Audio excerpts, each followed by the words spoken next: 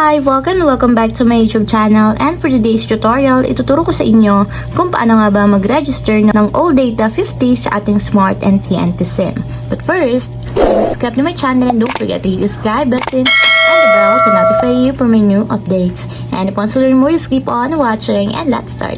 So ayan guys, for today's video, mula sa ating mobile phone or sa ating device, pumunta lang tayo sa dial or itap natin yung dial, and then dito guys, dial lang natin is *123 number sign or hashtag and then call.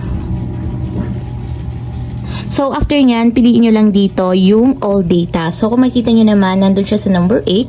So ang itatype natin is number 8 and then tap send.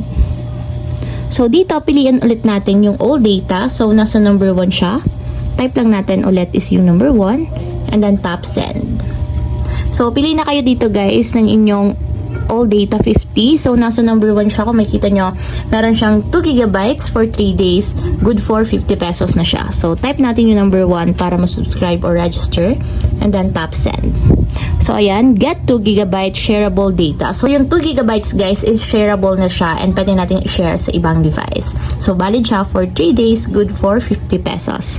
So, para subscribe, type ulit natin is yung number 1 and then tap send. So, dito guys, piliin lang natin yung continue. So, number 1 and then tap send.